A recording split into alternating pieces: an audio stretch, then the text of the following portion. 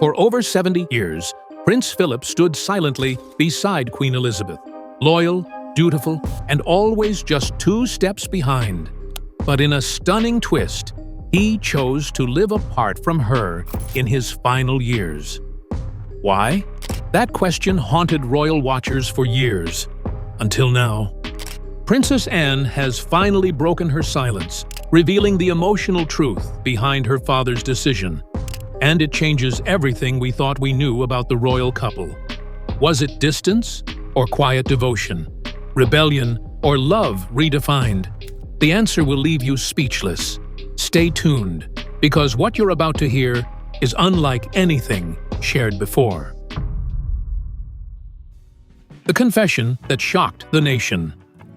Princess Anne, often known as the most private member of the royal family, stunned everyone when she finally opened up about one of the royal family's biggest secrets: why her father, Prince Philip, made the choice to stop living with Queen Elizabeth in his final years.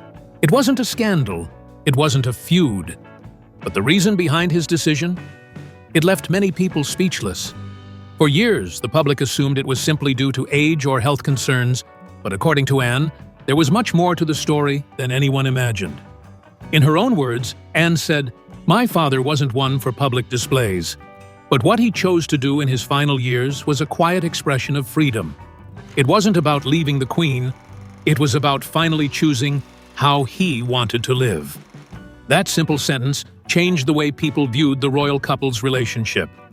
This wasn't about separation, it was about understanding. It was about a man who had lived his entire life in service, finally choosing peace. This confession made people look back on the past 70 years of their marriage with a new lens. How much of Prince Philip's public silence had been a reflection of personal restraint? How often had he put his own needs aside for the sake of the monarchy? Princess Anne made it clear, her father wasn't stepping away from his wife. He was stepping into a version of life that, for once, he had chosen for himself. Now that the truth is out, the public is beginning to connect the dots. From the outside, they seemed inseparable, but in private, there were unspoken truths and quiet struggles. Anne's revelation didn't just shed light on her father's choices, it changed how people see one of the most iconic couples in British history. And as we move deeper into their story, more pieces of the puzzle begin to fall into place. With Anne's shocking revelation making headlines, many have started to ask deeper questions. Was this decision really just about personal peace? Or were there signs all along that things weren't what they seemed behind palace doors?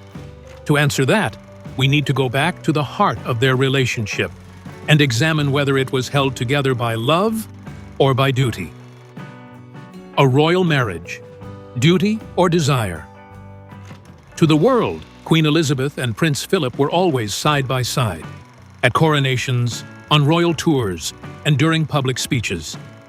But what the cameras didn't capture was how much their bond was shaped by duty rather than daily togetherness.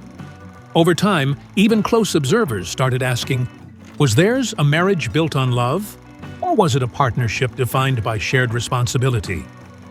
Princess Anne's recent words gave us the clearest answer yet. It was both. But that balance wasn't always easy. Anne revealed that her parents' love was strong, but their relationship was unlike most. There was a deep respect between them, she said, but their roles were not equal. And that created quiet challenges that the public didn't always see. Prince Philip was a man who had always led by action. He was strong-willed, independent, and used to giving orders. But as the Queen's consort, he had to learn how to step back and stay back. That constant pressure took a toll on him, and Anne could see it growing over time. What started as admiration slowly turned into sacrifice. Philip gave up his naval career, his independence, and even the ability to raise his children under his own surname, all for the crown. While Elizabeth embraced her role as monarch with grace, Philip had to swallow a much harder pill, being the man behind the throne. And though he never publicly complained, Anne saw how difficult that transition truly was. She described her father as someone who never wanted pity, but definitely deserved more understanding.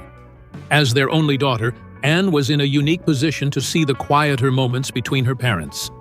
She didn't just watch them in formal settings, she saw them as real people. And that's why her insights matter. She knew the difference between public appearance and private reality.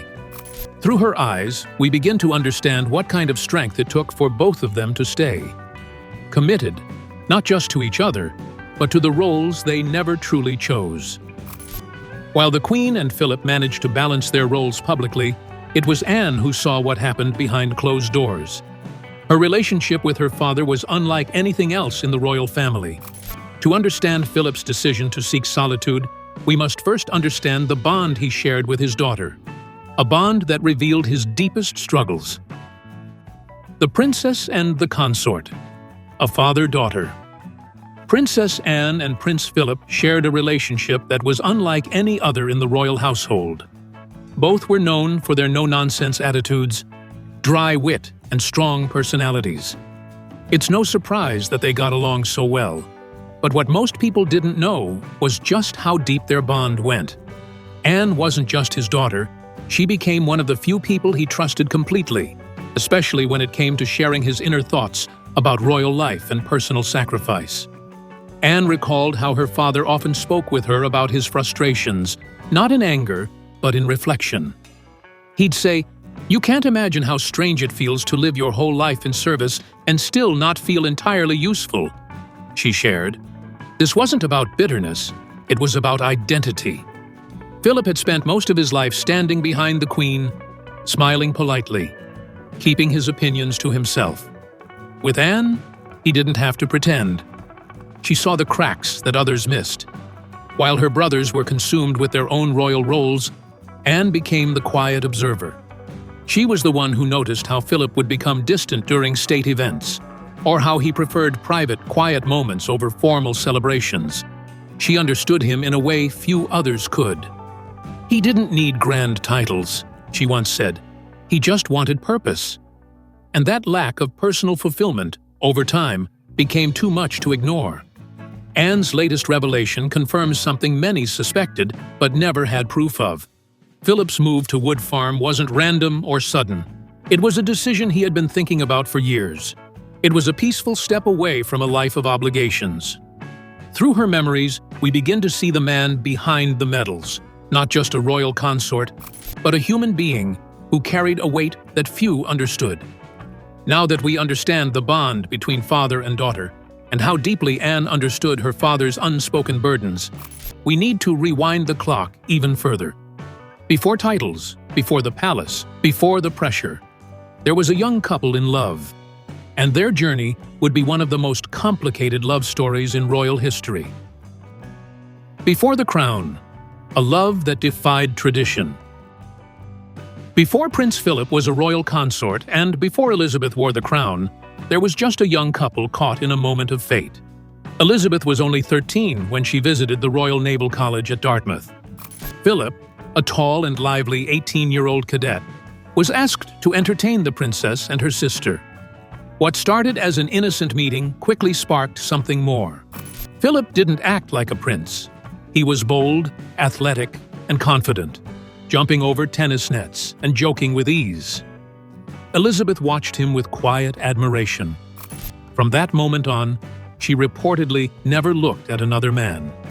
She kept his photo in her room and began writing him letters during the war. It was more than a crush, it was devotion. A teenage girl had found her future, long before the world had found its queen.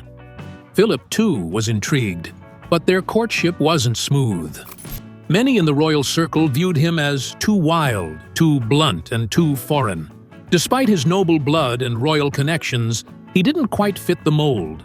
He was Greek-born, Danish by title, and practically homeless after being exiled as a child. He had no money, no country, and no home. Yet Elizabeth saw something else. She saw strength. Their engagement wasn't welcomed by everyone. Elizabeth's father, King George VI, feared she was rushing in. He worried she'd regret not meeting other suitors. But Elizabeth never wavered. Philip eventually gave up his Greek and Danish titles, converted to Anglicanism, and adopted the surname Mountbatten.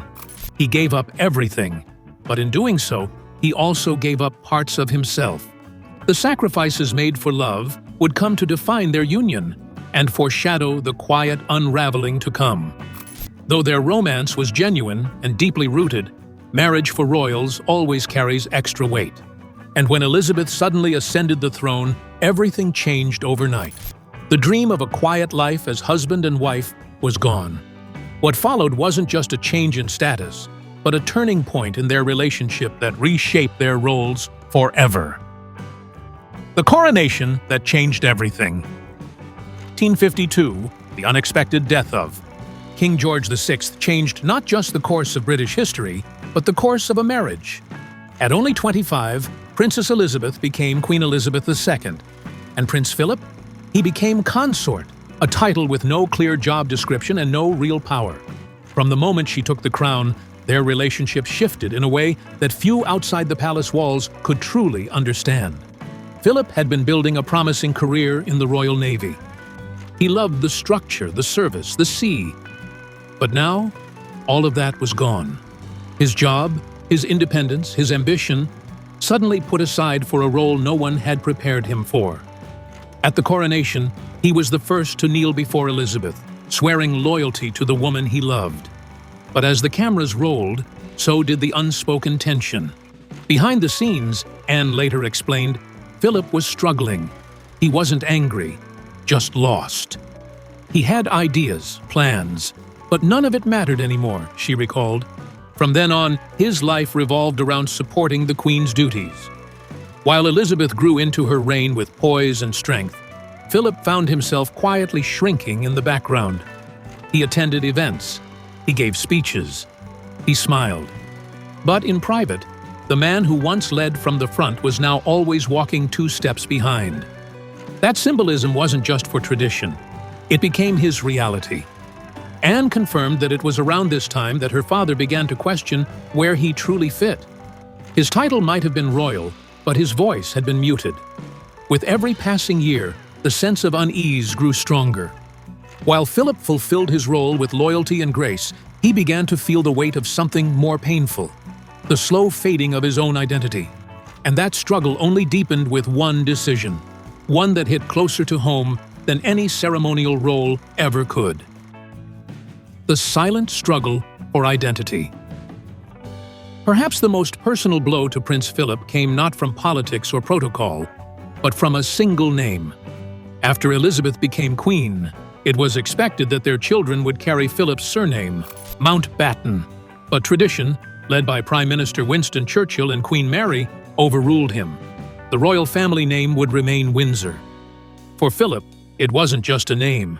It was everything. He had already given up his royal heritage, his naval career, and his homeland. Now, even the legacy of his name was being erased. "I am nothing but a bloody amoeba," he reportedly said. Anne later confirmed that wasn't a joke. That was pain wrapped in sarcasm. This was the moment Philip began to feel like a guest in his own life. At home, the Queen had power. In public, she had reverence. Philip had neither. Despite his tireless work behind the scenes, modernizing the monarchy, improving its finances, managing estates, he still felt invisible. The Mountbatten name was his last tether to a past he could control. Losing it cut deeper than many realized.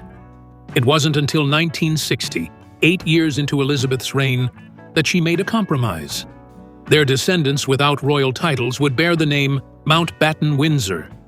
But by then, the damage was done. For Philip, it was a quiet victory, but one that arrived too late. He had already spent nearly a decade walking in the Queen's shadow, with no true identity of his own. As time went on, Philip's sense of self continued to fade. But he never complained publicly. Instead, he poured his energy into something else: private reflection. And eventually, when the burden of that invisible life became too much, he made a decision that would surprise the world and change royal tradition forever. The Mountbatten Controversy, a name denied. When Prince Philip married Elizabeth, he made more than a few sacrifices, but none cut quite as deep as the loss of his name. He had taken on the surname Mountbatten after giving up his foreign titles, hoping it would at least anchor his children to his legacy. But in 1952, that hope was crushed. It was decided that the royal family name would remain Windsor, a symbol of national continuity. Philip was devastated. "I am the only man in the country not allowed to give his name to his own children," he once said bitterly. To the outside world, it may have seemed like a minor issue, but for a man who had already surrendered so much, it felt like erasure. Princess Anne later shared how her father's frustration simmered behind his usual quiet demeanor. He wasn't angry in a loud, theatrical way. Instead, he withdrew. He wasn't interested in arguments, he was disappointed, she said. It was a defining moment, one that confirmed what he'd long suspected. He could serve, but he would never truly belong. That kind of pain doesn't scream. It whispers, and it lingers. The eventual compromise in 1960 to name future descendants Mountbatten Windsor was too little, too late. By then, the symbolic damage had already been done. Philip's sacrifices had piled up, and the monarchy, in return, had offered him duty, but not identity. He continued to serve, but the cracks were showing. What he needed now wasn't acknowledgement. It was space. The mounting pressures, unrecognized sacrifices, and lack of identity eventually became too heavy. Prince Philip didn't lash out. He simply stepped back. The moment came quietly in 2017 when he made a bold, unprecedented decision to leave Buckingham Palace and retire at last. But what led to this quiet exit? That's exactly what we explore next. A quiet exit. Why Philip left Buckingham Palace. In August 2017, Prince Philip did something no senior royal had done in recent memory. He quietly stepped away. At 96 years old, he retired from public duties and left the grandeur of Buckingham Palace for the peaceful, understated wood farm on the Sandringham estate. But this wasn't just about age. According to Anne, it was something far deeper. He wanted to live, not just exist, she said. Those words echoed louder than any royal decree. After decades of pageantry, cameras, and strict protocol, Philip wanted something simple. He craved a life that belonged to him, not the institution. He chose a small home, limited staff, and no official engagements. It was a decision that, while surprising to many, made perfect sense to those who truly knew him. His choice also signaled something revolutionary. In a world where royals are expected to live and die by tradition, Philip charted a different course. Anne recalled how her father lit up during her visits to Wood Farm. It was the first time in decades he could just be himself, she said. There were no advisors, no speeches, no scheduled photo ops, just quiet mornings, long walks, and books that had been waiting years to be read. While critics speculated about a rift or tension with the Queen, Anne was quick to dispel those myths. Their bond wasn't broken. It evolved, she explained. They still spoke daily, shared holidays, and remained deeply connected. Philip hadn't abandoned the Queen. He had simply chosen to reclaim the final chapter of his life and write it in his own words. Prince Philip's choice to retire to Wood Farm opened a new window into who he truly was. But what did that peaceful life actually look like? Away from the palaces, the titles, and the pomp, what did the man who stood behind the throne for 70 years finally do for himself? Let's take a walk through the quiet days of his final years. Life at Wood Farm. Freedom, solitude, and legacy. At Wood Farm, Prince Philip finally found what he had long been denied: solitude and authenticity. The small house nestled in Norfolk became his sanctuary. No red carpets, no royal escorts, just open fields, crisp air, and the freedom to be ordinary. After decades of duty, he had finally come home to himself. He filled his days with things he loved, but rarely had time for. He painted watercolors, read volumes of military history, and tended the gardens with the same precision he once gave to royal ceremonies. Anne visited regularly and said he looked lighter, as if a great weight had been lifted. For once, there were no masks, no performances, just the quiet joy of living. One of his favorite pastimes was carriage driving, something he'd taken up after retiring from polo. Even as his joints stiffened and his energy waned, he insisted on driving his team through the countryside. It was his moment of control in a life otherwise shaped by rules. He never stopped being active, just less seen, Anne shared. And that's exactly how he wanted it. He also spent time reflecting on his legacy, on the monarchy, and on the world he helped shape from the sidelines. He knew he had made mistakes, but he also knew he had modernized the royal family in ways few acknowledged. He didn't need credit, Anne said. He just wanted peace. And at Wood Farm, he finally found it. Rumors, rebellion, and the royal yacht. Prince Philip's life wasn't without controversy. For years, rumors swirled, whispers of secret affairs, whispered names of ballerinas and actresses, and tales of lavish solo trips aboard the royal yacht Britannia. The tabloids were relentless, but Princess Anne, in her candid reflections, has now pulled the curtain back on what was real and what was just noise. He wasn't perfect, Anne admitted, but most of what people think they know comes from headlines, not truth. She explained that Philip had close friendships, many of them with strong women who shared his wit and intellect. But there was no evidence, no proof that any of the scandalous stories were true. He valued loyalty. He hated drama, Anne said. And if you knew him, you'd know he was deeply committed to the Queen. Philip's public image as a stoic consort masked a restless spirit. He didn't love court protocol. He found formalities boring and often escaped to the sea to reset. His solo travels aboard the Britannia weren't acts of rebellion. They were moments of solitude. He needed space to think, to breathe, to feel human again. And in those quiet journeys, he found balance. The Queen never publicly addressed the rumors. She didn't have to. Her trust in Philip was unshaken. And for Anne, that silence said everything. They didn't need to explain themselves, she said. They knew what they meant to each other. That was enough. In the end, Philip wasn't a runaway royal. He was a man who lived in a goldfish bowl and still found ways to protect his soul. Even through distance, the Queen and Prince Philip remained unshakable. Their love endured beyond tradition, headlines, and duty. But how did the Queen respond to her husband's decision to live apart? What did their bond look like without Buckingham Palace walls between them? The answer lies in the kind of love that doesn't need an audience. The Queen's silent support. When Prince Philip retired and moved to Wood Farm, Queen Elizabeth didn't protest.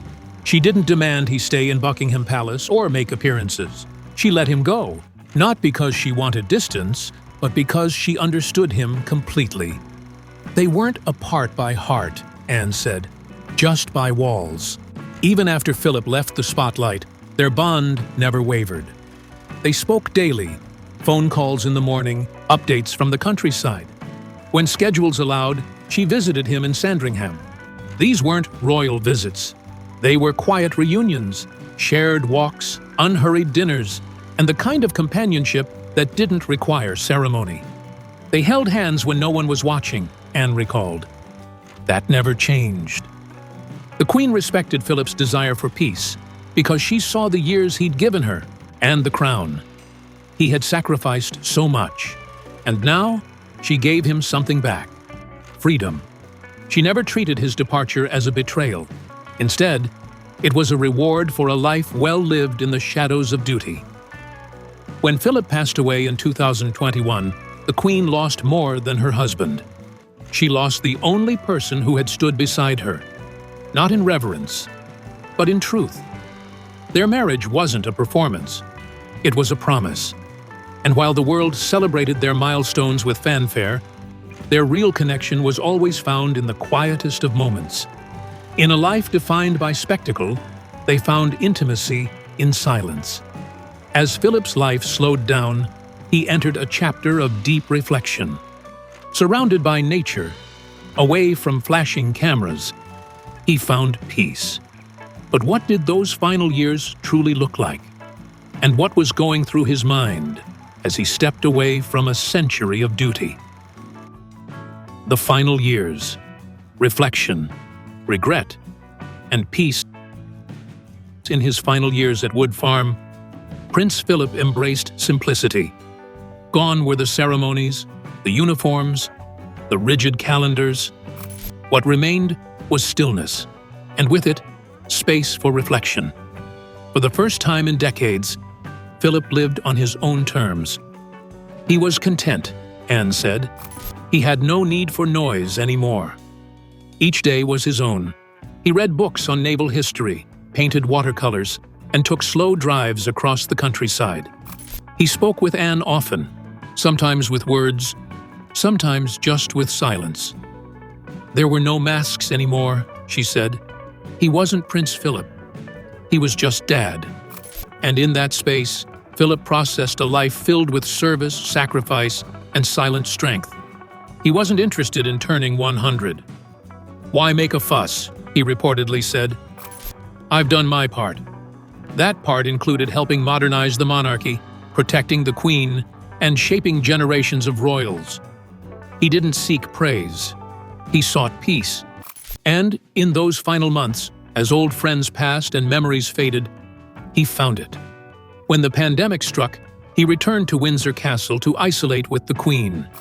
In what would be their last year together, they rediscovered the rhythm of young love, uninterrupted, undisturbed, undivided.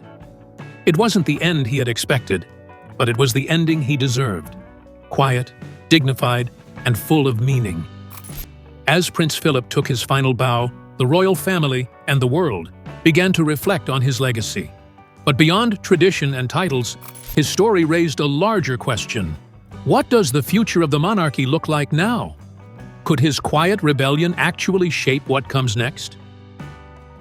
What this means for the future of the monarchy. Prince Philip's decision to step away wasn't just personal. It was historical. It opened up a new way of thinking about royal roles, especially for consorts. For centuries, those who married into the monarchy were expected to serve, sacrifice, and smile quietly. But Philip's later years said something else. Maybe, just maybe, duty shouldn't come at the cost of identity. Princess Anne believes her father laid down a model for future generations. He showed us that loyalty doesn't have to mean losing yourself, she said.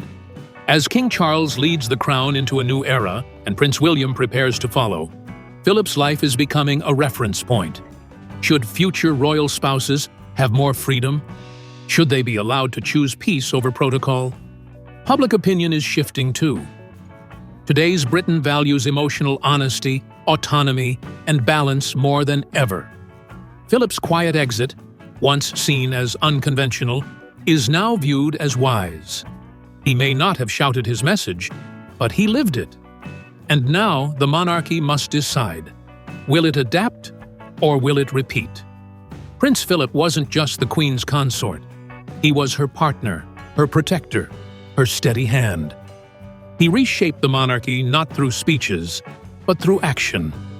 And in his final act, choosing to live on his own terms, he reminded the world of a simple truth. Even royals need room to be human. Prince Philip's life was one of service, sacrifice, and silent strength. But his final years weren't about abandonment. They were about reclaiming peace. Thanks to Princess Anne, we now see a more human side of the man behind the Queen. A husband, a father, a figure who reshaped the monarchy not with words, but with quiet conviction. What does this mean for the future of royal consorts? Could Philip's final choice rewrite the rules forever? We want to know what you think. Drop your thoughts in the comments, don't forget to like and subscribe, and stay tuned for more royal truths. Only here.